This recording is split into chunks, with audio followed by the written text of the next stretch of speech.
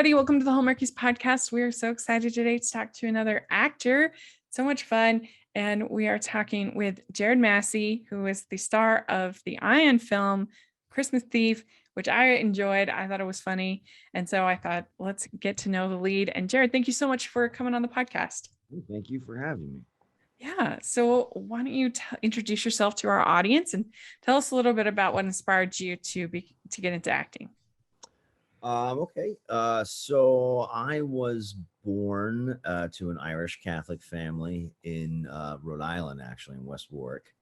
And when I was very young, about 4 years old, I turned 5 on the way. We moved to Florida. And that kind of changed my life because we moved to Central Florida and we were in the middle of all the theme parks. And so there was a lot of imaginative inspiration around me. But there was also a lot of theater going on at the time. And there was a performing arts high school that was actually very close to the town that I grew up into. But even before that, I would say I was like a classic ham kid, coming out dressed up as different characters and performing in front of the family all the time. So yeah, I mean, there's no shortage of tomatoes thrown at me in my youth. I think my first performance ever as a kid in school was I was like 6 or 7 years old. I might have even been 5, and it was the Trial of the Big Bad Wolf. And I played Hogney Dangerfield, and I loved Rodney Dangerfield when I was a kid, so I studied him, and I was the only kid actor up there fully trying to do a character. It was I have to watch Caddyshack, Mom and Dad, because it's for my character. Yeah, I watched Back to School. Yeah, that's right. I walked around with a pig nose on and a fake cigar, and I was like, "No respect, I tell you." And I'm like walking all over the stage, and I think the teachers right away, they were like, "This kid's gonna be an artist." I was always pretty decent in all different arts, like visual art, anything you kind of threw in front of me. But acting was definitely my go-to. I think it said on your IMDb that you were also in the circus. Is that correct? Yes. Yeah, I was. I did a lot of physical theater and circus work. When I started at Harrison Performing Arts Center in Lakeland, Florida, Cirque du Soleil was really popular at the time, and they were in Orlando. And then we had some guest teachers come from Del Arte International School of Physical Theater, which I ended up going to. So we started doing theater that was incorporated with circus work. So we did Midsummer Night's Dream, and I actually played Puck, and it was all in trapeze. It was pretty incredible, actually, and it changed the trajectory of my life for sure. Do you still have the traditional Shakespeare with the trapeze work, or is it? All traditional Elizabethan Shakespeare content, everything, the entire story being told. But it was pretty cool. It was it's an award-winning high school. They put on some incredible shows, but I think they still do to this date, I believe. But the whole set was a massive bed. It's Midsummer Night's Dream, and there's lots of sexual innuendo strewn across all of the language. And so you just kind of add that Cirque du Soleil element to it, and it actually sounds really intriguing. Yeah, I would like to see that. That's cool. Yeah, I actually have never been to Cirque du Soleil. I'd like to go to one sometime, but yeah, I've never been.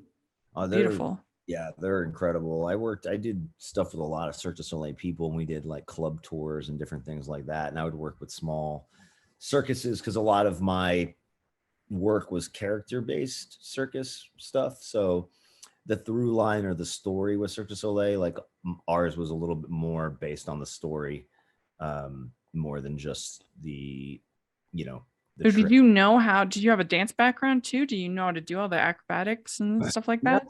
Well, we had to, for dance and vocal chorus and everything, you had to take all those things at that school. Harrison Art Center, you're auditioning to stay in the school, and you have to keep up a certain GPA, and then you're constantly having to take a bunch of different classes, and you're auditioning all the time to stay in it.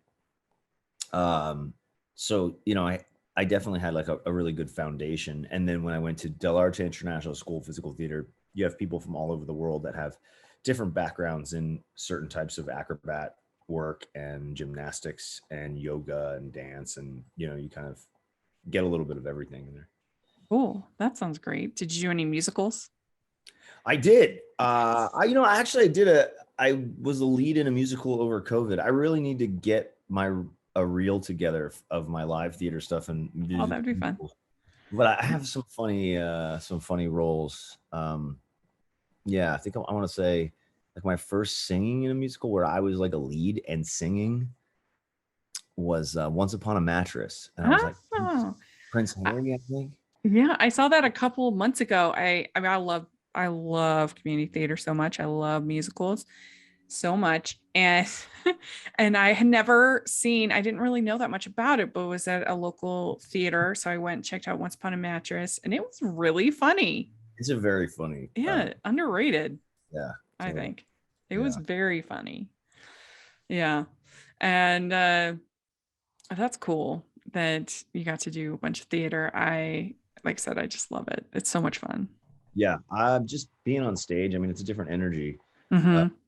and I took a very long break from the stage in between my life, and I think it was helpful actually because not only do I have more life to add to my acting, it enriches my acting more so and gives me like an understanding that a lot of people don't have, but it also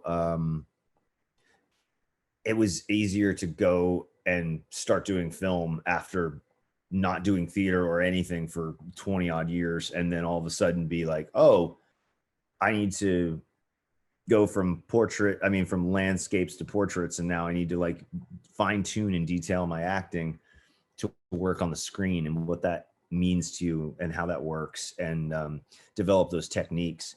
So it was kind of good because I wasn't coming at it like, oh, I'm so used because I could have just Right. stuck with the stage and that would have been where I wanted to stay. But I knew in the back of my mind somewhere, I always knew I needed to pursue film Yeah. and tell.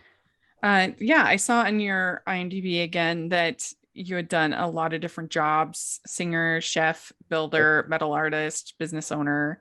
Yeah. And I kind of joke that in these rom-coms, the hero is a lot of times the man with many jobs. That Yeah. like pretty much every scene he's like doing something different, helping the community, as opposed to the bad man of business who's Yeah. like terrible. Yeah. And so you like are a real man with many jobs in Yeah, yeah. life. I definitely earned the jack of all trades Yeah. title. Uh, but I was in a band and toured it. And when I first moved to LA, I was kind of put off by what I was surrounded by as far as what people were telling me they were actors and acting. I was like, oh, I don't know if I don't want to pursue this here, which was good because I was doing theater before that anyway. So I don't, I really would have needed to like hone that in, but Yeah. I was on stage performing with a bunch of rock bands and, struggling and trying to survive and pay rent in Los Angeles. And then, I would do construction and stuff. And then that led me into the welding, but I always did set building and stuff like that too. So I always had the ability to make a lot of money doing different things. And then at some point I wanted to be a chef. And it was like a kick in the head. It was like, I need to cook. I don't know where that came from. It was like cooking calms me down. It was one of those things where the problem is when I get that idea in my head or I get that sensation, Yeah. I go full throttle. And I couldn't go to culinary school at the time because I had a little bit of an outstanding student loan, so I couldn't get financing. And I was playing with my band at the Viper Room and met Think Food Group, all of Jose Andreas's chefs. Oh, So I ended up cooking and opening up the Bazaar by Jose Andreas because they loved my band. So they took me under their wing and started teaching me to cook. And it turned out that like molecular style cuisine or like really like getting into like the nitty gritty, like the detail of the food art and food science just was like, oh man, it was like all this new place to start working with tools and doing different things. And that led to me being on TV on Marcel's Quantum Kitchen as a series regular. no way. I didn't realize that. Yeah, me and Marcel Vigneron are good friends.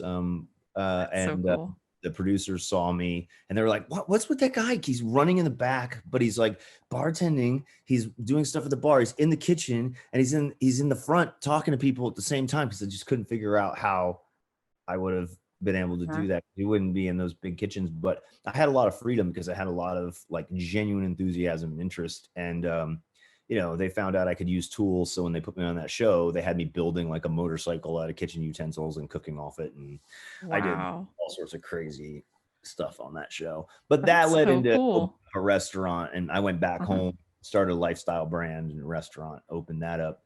And then that was going really well. It was launched. We had an investor, and then I had heart failure. COVID. Uh, Oh, yeah. and I almost kicked the bucket. And I was like, the one thing I Wow. regretted not doing was pursuing film. So I sold my shares, packed up my stuff, and came back to Los Angeles. That is a great story. Yeah, it's Wow. I feel exhausted for you. Boston telling it. Wow. Ho, ho, ho. We'd like to take a second and thank our sponsor for this episode of the podcast. It's the Hallmarkies Patreon. Do you love Hallmarkies podcasts, especially at Christmas? Do you enjoy the holiday previews, recaps, interviews, and bonus episodes? If the answer is yes, please consider supporting the Hallmarkies Patreon. We need your help to do what we do both during the Christmas season and all year round. But not only do you help a podcast led by strong, independent women by becoming a Patreon, you get to become a part of the Hallmarkies family. Starting at only $2 a month as a patron, you will have access to our Facebook Patreon group where we talk about the movies, shows, and more all year.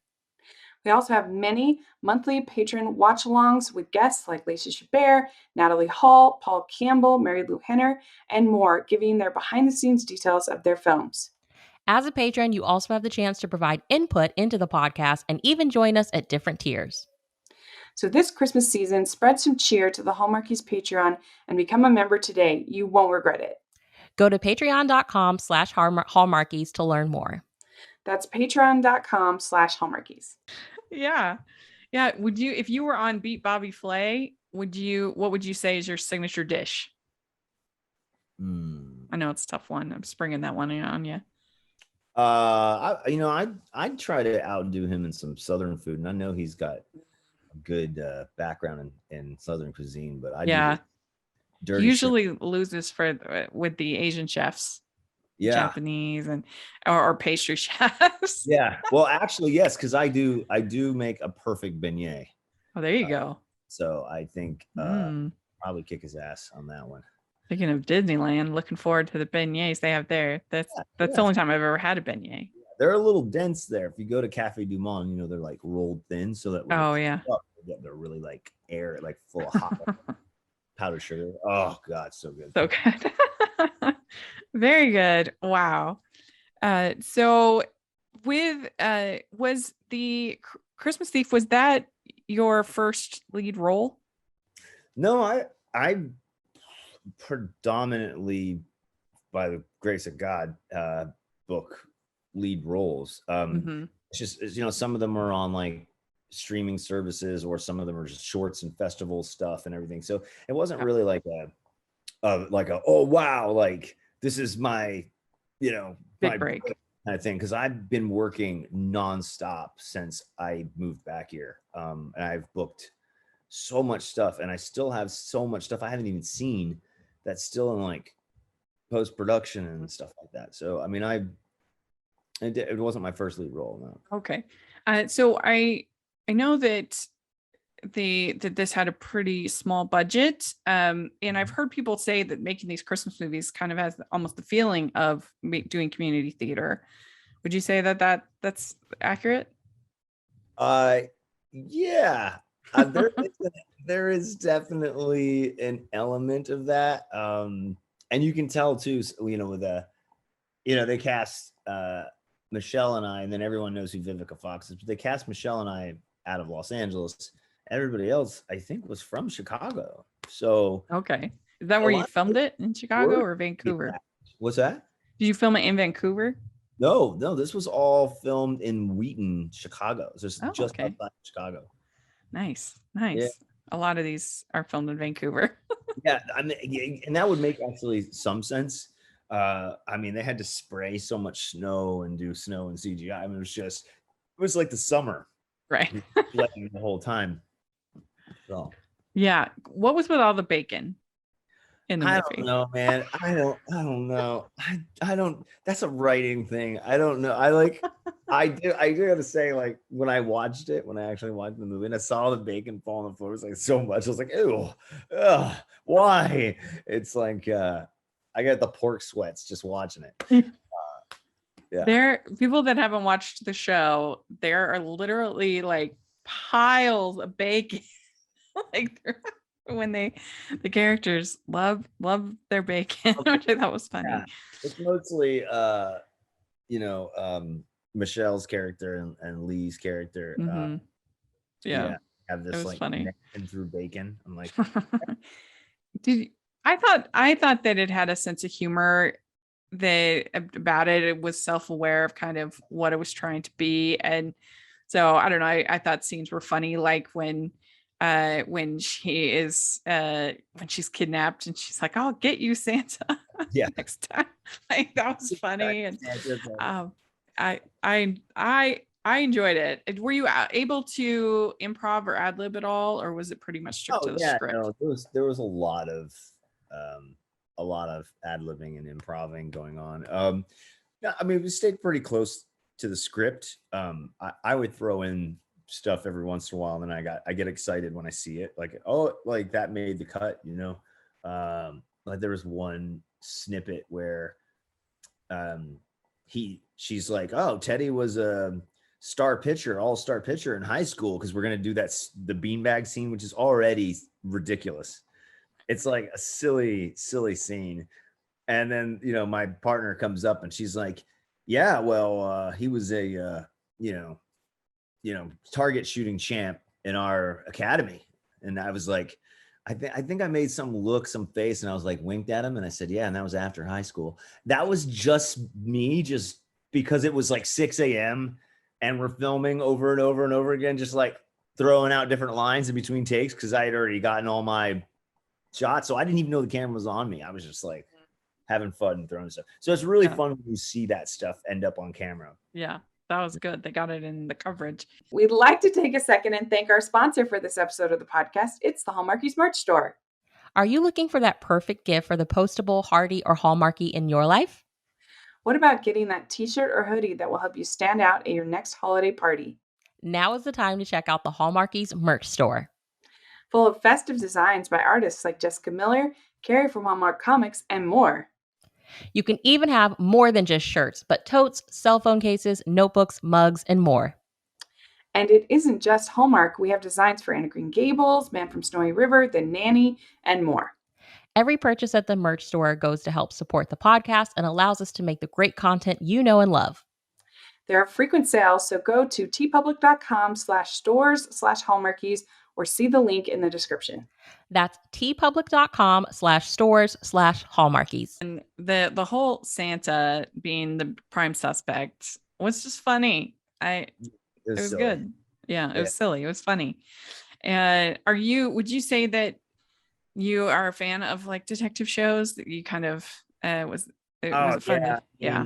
The getting to do that on the Ion channel, even though it was a kind of a cheesier Christmas movie, I love procedurals and cop shows and detective shows. And I'm just like, I mean, as far as roles go, I would, to get on a series and be able to do that all the time, that would be, that's my goal. That's what I want. Yeah, I mean, I would see more from this cast. I mean, we see so many terrible detective shows. And I mean, this almost had the feel of something like, in as far as tone, feel something like Psych. Yeah, exactly. Yeah. It's kind of fun and cheesy. And yeah, for sure. And it was refreshing because, I watched over 120 Christmas movies this season. And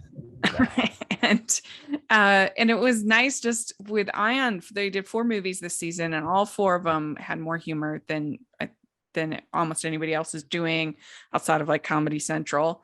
And they all were a little bit edgier. They took some risks. They tried to be funny, and I appreciate that.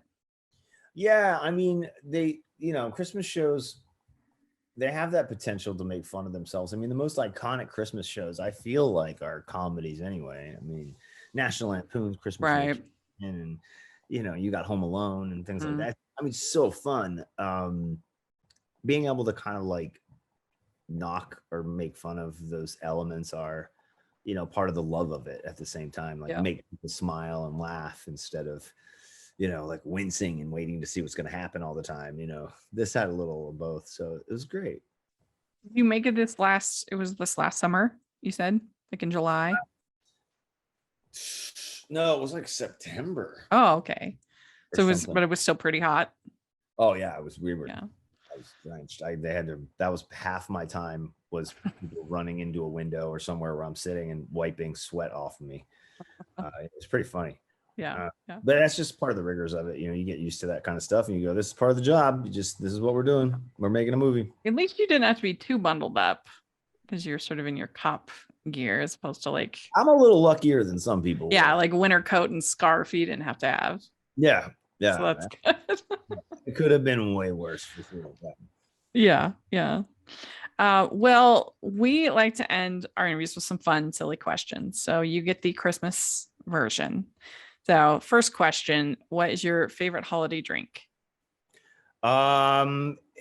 If it's with family, like I'll do like a hot chocolate, like a dark hot chocolate would be great. If it's not, it's something boozy like hot toddies or something like that. There we go. Okay. No. What is your favorite holiday cookie or treat? I like fried dough too for Like a donut? fun. Like like donuts, like Oh Christmas. yeah, because beignet. Oh yeah, but and just I actually like you're right, like eclairs and things like that on Christmas. I don't know why, but that just sounds awesome. Yeah, that sounds good. Yeah. Okay, what is your favorite Christmas song or carol? Oh, White Christmas, I would say. I love the movie too, so yeah, it's a good one. Well, I mean, speaking of that, what is your favorite classic Christmas movie? Oh, White Christmas is like for sure. I've watched it like probably 6 times already. It's a good one. I enjoy it. It's a Wonderful Life is also. Yeah, you can't go wrong with It's a Wonderful Life. It's one of the great movies, not even just Christmas movies, I think, of all time. Okay, which do you like better, Scrooge or The Grinch?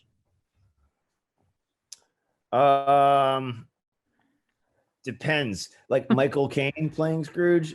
However you want to interpret the question.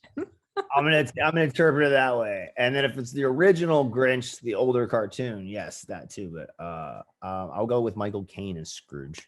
Okay, good. Yeah. All right. Which do you like better, clear lights or colored?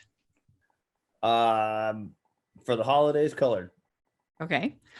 Would you rather be in a snowball fight or build a snowman? Oh, why can't I do both? I'll go snowball fight, and then if I hit the guy with enough snowballs, he'll turn into a snowman. Okay, good. Very, very good. All right. Would you consider yourself a good gift wrapper? No. No, I'm that guy who like just put a huge ball of newspaper around it and just duct tape it like this, and they're like, "What the hell is this?" I do not wrap.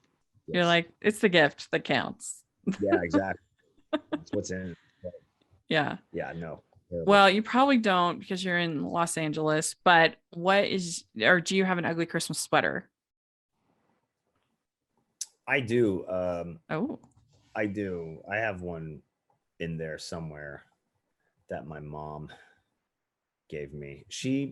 I don't think she had the intention of it being an ugly Christmas sweater. I think she really genuinely was like, "This will look great on you, honey." And your mom talked like Minnie Mouse? Probably have a few. I don't know. I don't know how I would do her voice. Looks great on you. Yeah. Yeah, but those are the best ugly Christmas sweaters. The ones that are unintentionally ugly Christmas sweaters, as opposed to. I'm like, why? Stop buying me clothes. Yeah. Let's just stop. The ones that are designed to be ugly sweaters, no, not as good. Not as good. It's kind of like Sharknado, not very good. Yeah. It's too self-aware as opposed to actual B movies that are like trying to be good. as Yeah. opposed to, where Sharknado's like trying to be bad. So Yeah. it's no fun. I think most asylum movies are trying to be bad. Yeah. I think the company that makes Sharknado and stuff. I actually did one with them called Zombies, and it was Uh-huh. 2 animal zombies. Oh my gosh. It's terrible. Zombies 2 is what I was. And if you ever want to see a really hilarious, cheesy, just after a couple drinks, Right. watch. Let's check Maybe that on out. Amazon Prime. It's terrible. Yeah. They have they have a Zombies too, huh? Yeah, I'm in 2. Okay. I'm one of the leads in 2, Uh-huh. and it's fun, but it's terrible. Hey, sometimes you have to make a living. I love it. I mean, I Yeah. love making. I'd make another one. I enjoyed Yeah. myself that much, but Right. when I watch it, I'm like, oh my god. Very good. Very good. Yeah. All right. Well, you answer all the questions. Awesome. Oh, I have one other favorite holiday movie. Oh, please. A Nightmare Before Christmas. Like I don't know why I I didn't love say that one. One of my favorites ever. But I get that for Halloween and Christmas, so I guess it doesn't matter. It's very multifaceted. Yeah, I mean, there's always the debate: is it a Halloween movie or Christmas movie? I feel like watch it on Thanksgiving and you're like, you got your I faces know, covered. dude. Yeah, totally. No, but I love that one too. I love the music, and just I think it has a really great message of Yeah. where when you're trying to be something that you're not, and how just like toxic that is. Even in the case of Jack, where he's trying to do something good in his eyes, he's trying to be something good, but it's just death to a character if you're trying to be something that you're just not. It's an interesting context of it. I don't know if I would have come up with that, but I like that. It does make sense. Yeah. So it's a great one. I agree. And I really did have fun with Christmas Eve. I thought it was funny, self-aware, and so congratulations on making something I enjoyed. Thank you very much. Yeah, I enjoyed making it. I was very lucky to, be across from, Michelle Borth acting. She's fantastic. So I was very lucky to have a great crew. Yeah, I mean, I'm assuming you didn't ever get to meet Vivica A. Fox, I did. right? Oh, you did? I did. I thought maybe she was in a whole nother place. She is like one of the most focused actresses, like incredible. Like she's just watching her, she's so powerful. Yeah. Yeah. So she was actually there for that, because it seemed like all of her. I thought, oh, they probably filmed her in somewhere else or something. Well, we were in downtown Chicago, but there was a scene with her and Michelle, so it was all in that same area during that day, and I just happened to be doing some other stuff there with on network. So I was able to kind of hang out and observe, and it was awesome. That's cool. She was awesome, huh? Yeah, she was fantastic. Nice. Well, very good. Thank you so much. I really appreciate it. And do you have like social media or anything like that you want to share? Actually my account is down for Instagram right now. Okay. I have Facebook, I guess. I don't know. It's not that important to me. It's okay. You can find me, look me up. Yeah. Sounds good. Here, see, a bunch of stuff will come up. Just you'll be careful. Right. Well, you can follow me at Rachel's Reviews, all of our social media, iTunes, YouTube, and on Rotten Tomatoes. So please check that out. And also make sure to follow the podcast on Hallmarkies Pod and Hallmarkies Podcast, all of our social media. If you're listening on iTunes, please leave us your 5-star reviews. We'd sure appreciate it. And if you are watching on YouTube, please give this video a thumbs up and subscribe to the channel. We appreciate that so much. We also have our merch store and Patreon group. Check out all the info in the description. And thank you so much, Jarrid. This was great. And I hope you have a very, very Merry Christmas. You too. Thank you so much. Bye, everyone.